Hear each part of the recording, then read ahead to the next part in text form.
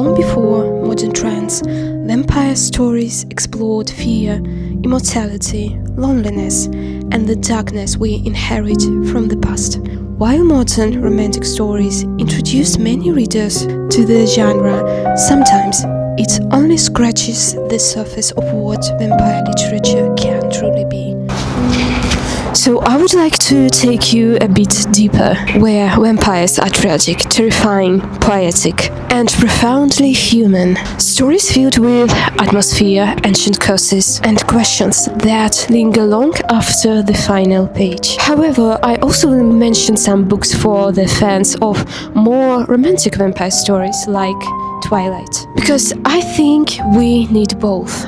Gothic vampire stories that portray vampires as monsters help us explore cultural fears, death, moral decay, and the loss of humanity through symbolism rather than realism. Romanticized vampire narratives, such as Twilight, shift the focus towards emotional identity and the longing for connection. Together, these two approaches reflect how the vampire myth adapts to different psychological and social needs across time. So first, we will return to the origins of the genre, to vampire books deeply connected to Gothic tradition, dark atmospheric stories shaped by folklore, history, and haunting beauty. And then in second part, we will shift toward more romantic vampire tales. And in the next video, I'm planning to cover some Asian vampire stories. Maybe we could talk about Korean manga, web novels, Japanese tales. So let's start. I think I should start with my favorite vampire book ever. Vampires. For me, this book is more than just a story. I can say it is woven into my earliest memories like an old spell. When I was a child lying in bed with a fever, my mom would read it aloud to me as her voice moved through ruined castles, dark forests, and whispers of the undead. Something strange and comforting would happen. Believe me or not, the heat in my body would begin to fade.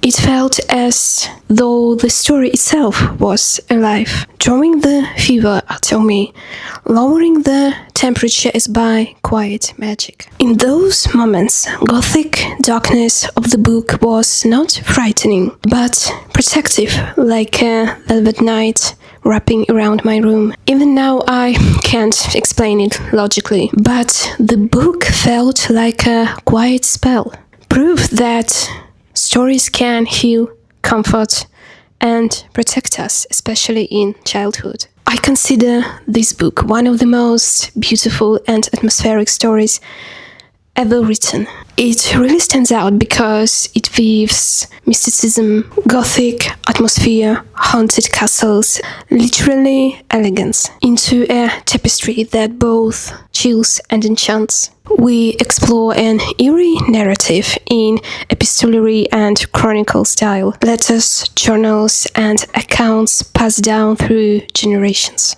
The story uncovers the prehistory of the legendary Count Dracula, following the descendants of Dracula and their haunting legacy. Here, ancient legends tied to an old castle in Eastern Europe become painfully real when an heir with wealth and curiosity returns to the ancestral fortress to uncover the truth about the dark forces tied to his bloodline. Alongside friends and acquaintances, he confronts not just mythic vampires, but also the legacy of the evil that refuses to stay buried. This book's strength lies in its setting and mood. Imagine mist-covered lakes, crumbling ancient castles, shadowed forests, and the ever-looming presence of the Carpathian wilderness. Every scene feels like a painting, both poetic and haunting. This prose pulls you into a world where night seems eternal, and the wind whispers secrets around every corner. Unlike many modern vampire tales, this story isn't just about action or scares. It's layered with intertwining timelines, myth, ghost revelations, and personal journals that reveal painful human emotions: loss, obsession, fascination with the unknown, and struggle between destiny and free will. Gothic literature is defined by its exploration of dark inheritances and the shadows within the human soul. Vampires highlights how old curses and ancestral sins don't stay buried. They seep into the present. This gives the story depth and roots it in psychological tension. More than mere bloodshed, the language itself leans toward poetic and atmospheric, especially when describing eerie landscapes or eternal turmoil.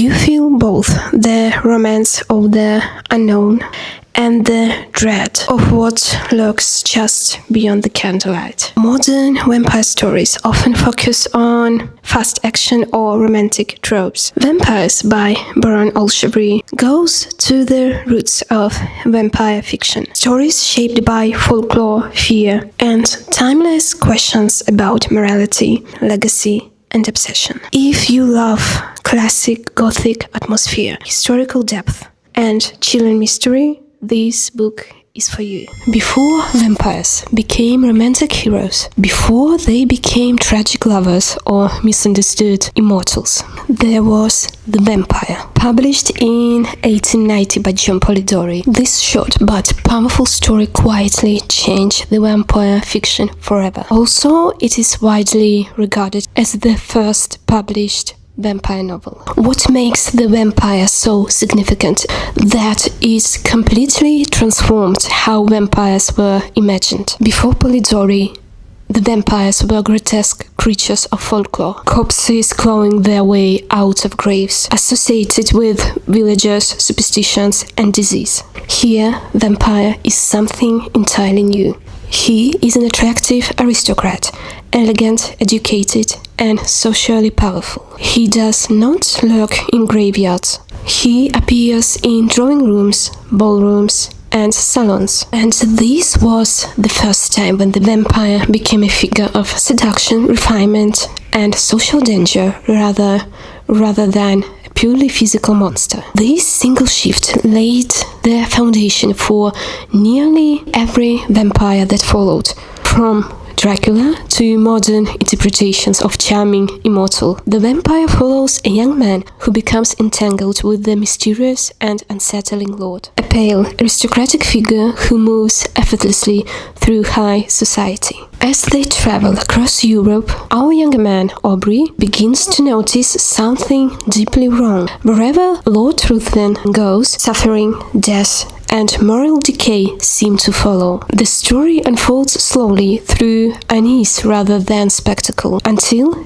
it becomes clear that Lord Ruthven is not merely cruel or corrupt, feeding on life while hiding behind charm, wealth, and social privilege. The Vampire is deeply Gothic in both atmosphere and theme. It is filled with secrecy, ruined landscapes, doomed women, and the constant presence of death lurking beneath the beauty. The story explores Gothic anxieties about trust, corruption, and the dangers hidden behind polite society. Lord Ruthven embodies a central Gothic fear that evil does not always look monstrous. Sometimes it looks cultivated, powerful, and irresistible. The horror comes not from violence alone, but from inevitability and silence, from the way victims are trapped by social rules and broken promises.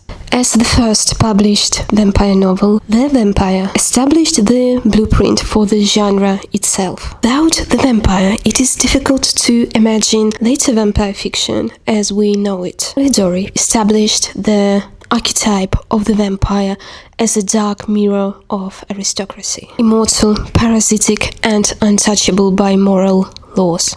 This story directly influenced Camilla, Dracula, and every vampire narrative that explores charm, control, and power instead of simple monstrosity. Polidori's vampire is not destroyed by faith or violence alone. He survives through manipulation, contracts, broken promises, reinforcing the Gothic idea that some evils are protected by society itself. Reading The Vampire today reminds us that vampire stories always have been about more than blood. They're about power, social hierarchy, and the danger of mistaking elegance for virtue. It's a small text with an enormous shadow, one that still stretches across the genre.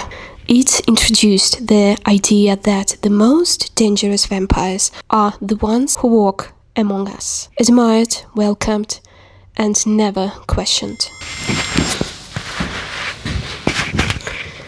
And the next one, The Dowry of Blood. Some vampire stories are about the monsters in the dark. Others are about love and how love slowly can become a prison. Dowry of Blood is not a story about Dracula, the legend, but about the people who were, let's say, raised by him. Rather than focusing on Gothic spectacle alone, the novel turns inward, examining the emotional reality of immortality, devotion, and dependence. Dowry of Blood is a haunting, lyrical retelling of the Dracula myth, told from the perspective of one of his brides. The story unfolds as a letter, intimate, compassionate, and devastating, written to a lover who once promised eternity but delivered control, manipulation, and erasure instead. At its core, the story is about power and consent. The vampire here is not terrifying because of fangs or blood, but because of how love is used as a weapon. Our main character slowly realizes that what she believed was devotion was actually possession, and that eternal life without autonomy is its own kind of death. What makes The Dowry of Blood stand out is its voice. The prose is poetic and painfully honest. It lingers on quiet moments, shared meals, stolen glances, the slow erosion of self, reminding us that abuse is rarely loud at first. It is subtle, beautiful, and convincing. The novel is deeply Gothic: castles, immortality, blood rituals, and centuries passing like heartbeats. But it is also intensely romantic, in a tragic way. Love is not dismissed, it's examined, questioned, and ultimately reclaimed in a new form. The Dowry of Blood resonates so strongly because it speaks to modern conversations about toxic relationships, emotional labor, and reclaiming identity after harm. It asks a powerful question: who are you when you stop defining yourself by the person you love? If you love Gothic fiction, feminist retellings, emotionally intense narratives, or vampire stories that prioritize psychology over spectacle, this story is for you. The Dowry of Blood reminds us that monsters are not always strangers. Sometimes they are the ones who say they love us. And sometimes the bravest act is not to survive eternity, but choosing to leave it behind. I think The Dowry of Blood is significant for the vampire genre because it returns the myth to its Gothic core, a world of castles, blood rituals, and eternal nights, while reframing who is allowed to speak within that darkness. By giving the voice to the vampire consort, author resurrects the silent figures who have always haunted Gothic literature. The brides, the companions, the beautiful shadows standing just outside the legend. The novel transforms the vampire from a romantic icon into the Gothic tyrant, reminding us that true horror in vampire stories is not immortality itself, but domination, isolation, and slow erasure of self. In doing so, it honors the genre's origins, while proving that vampire fiction can still deepen, evolve, and wound in new ways. The Southern Book Club's Guide to Slaying Vampires, a book that looks like a quirky horror fun on the surface, but turns out to be one of the most unusual and significant vampire stories in modern vampire fiction. Set in 1990s American South, the novel follows Patricia, whose life revolves around her family, appearances, and a book club. When a charming stranger named James moves into the neighborhood, strange things begin happening. Children go missing, people fall ill, and something feels wrong. Soon Patricia and her fellow book club members realize they might be dealing with a vampire. But this is not a story about capes, castles, or romantic immortals. Traditionally, vampires are seductive outsiders. Here, author flips that idea completely. His vampire blends in perfectly. He's polite, respected, educated, and protected by social systems that refuse to question him. In this book, vampirism becomes a metaphor for exploitation. How predators thrive when communities prioritize reputation, comfort, and politeness over truth. The vampire isn't terrifying because he's supernatural. He's terrifying because everybody believes him. I think the author here is trying to say us that the real horror is being ignored. One of the most unsettling aspects of this novel is how often Patricia is dismissed. Her concerns are minimized by police, her husband, neighbors, doctors, and even friends. Not because she's wrong, but because acknowledging the truth would be inconvenient. This makes the book deeply psychological. It taps into a universal fear, knowing something is wrong and being told you are imagining it. The vampire genre has always explored fear, but here the fear comes from systematic gaslighting and social power, not just fangs. I like that this story centers ordinary women as heroes. This isn't a story about chosen one or trained vampire hunters. These women are mothers, wives, neighbors, people who have spent their lives being underestimated. Their strength isn't physical, it's emotional intelligence, persistence, and the willingness to stand up when no one else will. This makes their fight against evil feel raw, personal, and incredibly human. It blends horror with social commentary. For me, what makes this book unusual is how seamlessly it blends genres.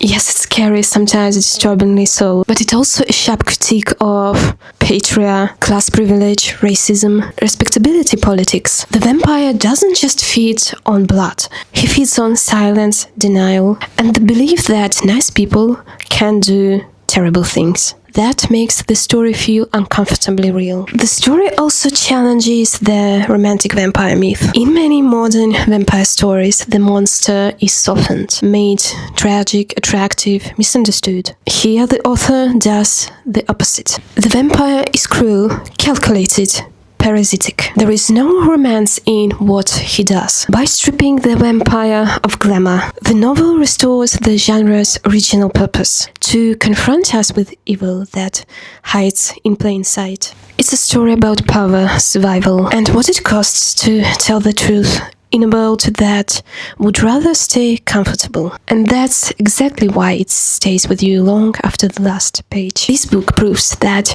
vampire stories don't need to be reinvented with bigger powers or flashier words. They need better questions. This book asks who gets believed, who gets protected, and what happens when evil looks respectable. That's what makes it significant, not just as horror, but as a literature.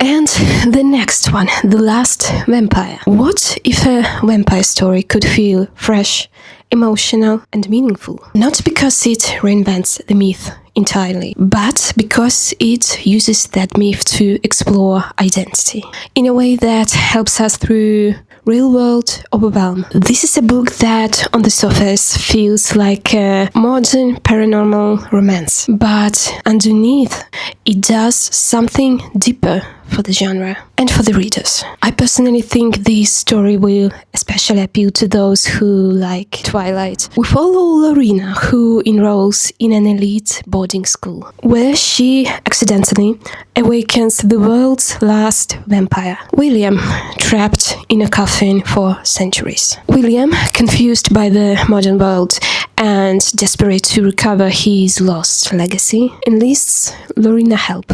As they navigate friendship, mysteries, they uncover dark truth about the fate of vampires and humanity. The book carries a rich Gothic vibe, a boarding school in a once condemned Victorian manor, hidden libraries, forgotten histories, and secrets that refuse to stay buried. This atmosphere ties it to the classic vampire tradition while still feeling fresh. The characters don't exist just for swooning. Lorena and William's relationship is romantic, but it's not just about attraction. Their bond becomes a gateway to deeper themes, questioning identity, confronting erased histories, navigating the fear of being misunderstood in a world that refuses to see you. The vampire myth here becomes a metaphor, not just a plot device. It engages with the past and present. William is literally out of time. He survived centuries, only to awaken in a world he doesn't understand. That gives the story real stakes beyond romance. A vampire struggling with relevance, legacy, and meaning in a world that moved on without him. This taps into a timeless vampire theme. The outsider trying to belong, but updates it so it feels emotionally contemporary. One reason this book feels meaningful is that it reflects a universal experience. When we are overwhelmed by our expectations, by change, by our own pasts, in The Last Vampire, both Lorena and William deal with misunderstanding, identity pressure, fear of being erased, the weight of cultural and personal history. Watching them navigate it through teamwork, connection, and self-discovery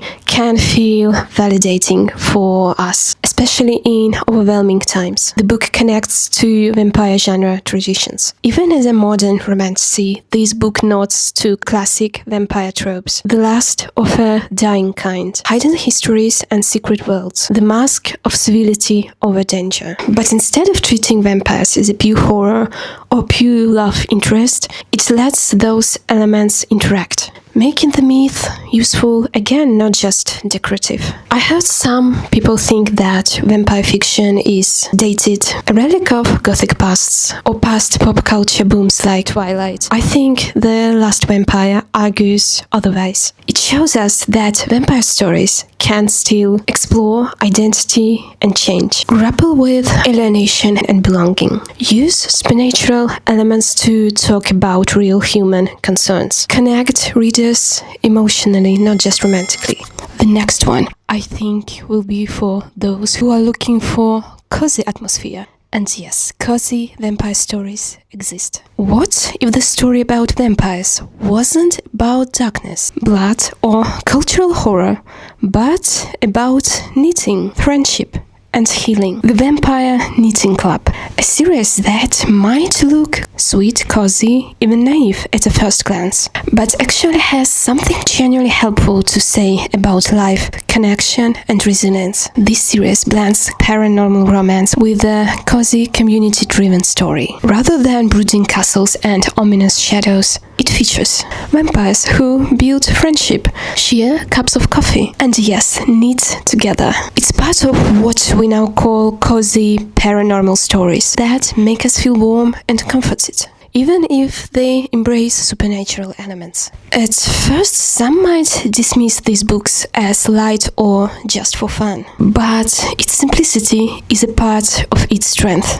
Our main character, Lucy, arrives in Oxford after inheriting a small knitting shop from her grandmother. She expects a quite fresh start, a charming English setting, maybe a bit of nostalgia. What she doesn't expect is to discover that her grandmother was part of a secret vampire community. And it's not a spoiler, we discover it at the very beginning. The knitting club members aren't entirely human, and that this little cozy shop is tied to supernatural mysteries. From the very beginning, the series blends quiet, atmospheric Oxford streets, small business vibes, gentle mystery, and low-stakes paranormal surprises. A big reason these books work is because you can say they don't take themselves seriously. And that's intentional. The mysteries are engaging but not stressful. The humor is soft and situational. The vampires are charming, not terrifying. And the setting feels like a bookish daydream.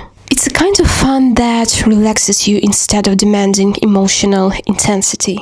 It's a story about starting over. Lucy isn't trying to save the world. She's trying to rebuild her life, run a small business, find her place in a new city. That alone makes the story relatable.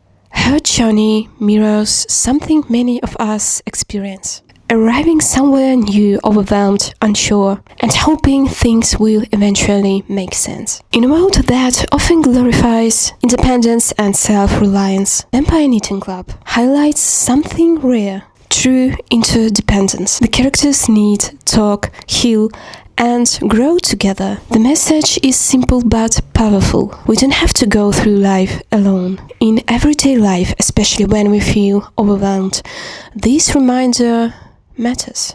Vampires usually symbolize danger, mystery, primal fear. But here, vampires symbolize comfort, ritual, friendship. Those are mundane but not trivial. A cup of tea with a friend, a rhythm of knitting. These small everyday pleasures become anchors in the character's life, and in ours too. There is no dramatic trauma-filled backstory for each character. There is no forced angst. Instead, characters show up, they care, they help each other grow. And that's a realistic model of emotional support most of us could use more of. It expands the genre not by discarding vampire tropes, but by bringing them into everyday life. That makes this series feel refreshing, approachable, and unexpectedly deep. We live in a fast-paced world full of noise, pressure, and expectations. Sometimes what we need isn't a gritty thriller or epic fantasy. Sometimes what we need is comfort, softness, stories that make us exhale. Prioritize relationships. Find joy in simple rituals. That's not naive. That's self-care disguised as narrative. Here's what Vampire Knitting Club teaches without preaching. Cozy isn't shallow, it's intentional. Friendships can be powerful narrative engines. Being nice doesn't make story unrealistic. It makes it valuable. And in times of overwhelm, that's exactly what we are craving for. So next time someone says cozy, paranormal is too light, remember this. Sometimes a story doesn't have to break your heart to heal it. And last but not least, Those Who Hunt the Night, a book that quietly reshaped vampire fiction by doing something unusual. It treats vampires not just predators or love interests, but as intellectual equals, historical beings, and moral puzzles. The story is set in Edwardian London, a time of rigid social rules, scientific optimism, and deep unease beneath the surface. Our main character James is a former intelligence agent and a scholar who is drawn back into danger when vampires begin to be systematically haunted and murdered. Here's the twist: instead of celebrating this, the vampires are terrified. A mysterious killer is targeting them. Someone who understands their weaknesses far too well. Desperate, vampires turn to James for help. So instead of humans hunting vampires, we get humans investigating crimes on behalf of vampires. This immediately flips the usual power dynamic of the genre. Here, vampires are not romanticized teens or mindless monsters. They are centuries old, deeply educated, morally ambiguous, fully aware of their own monstrosity. They understand history, philosophy, science, and they fear extinction. This portrayal feels closer to Gothic literature than modern vampire romance, but with a sharp modern intelligence. The horror is subtle and smarter. This book doesn't rely on gore or shock. Instead, the horror comes from inevitability. moral compromise, the slow realization that no one here is innocent. The vampires are predators, but the humans hunting them may be worse. That tension gives the story quiet, creeping dread that lingers long after you stop reading. One of the most refreshing aspects of this story is harmonic relationship between James and his wife Lydia, and they are intellectual partners. Lydia is not sidelined or ornamental. She's a scholar, a thinker, and a crucial part of solving the mystery. That feels unusual for vampire fiction at the time, and honestly, it feels refreshing even now. The story sits between classic Gothic horror, historical mystery, and philosophical fantasy, and it proves that vampire stories can be morally complex, rooted in history, and emotionally restrained, but powerful. Author treats vampirism as a condition, not a fantasy. Immortality isn't glamorous, it's isolating and exhausting. That perspective influenced later vampire fiction that leaned more towards intellect and ethics than romance or spectacle. In a genre often dominated by action, romance, dramatic angst, this book reminds us that vampire fiction can also ask, who deserves to survive? Is extinction ever justified? What happens when monsters are part of history, not outsiders? If you love vampire stories that are intelligent, unsettling, historically rich, this is a book you absolutely shouldn't skip.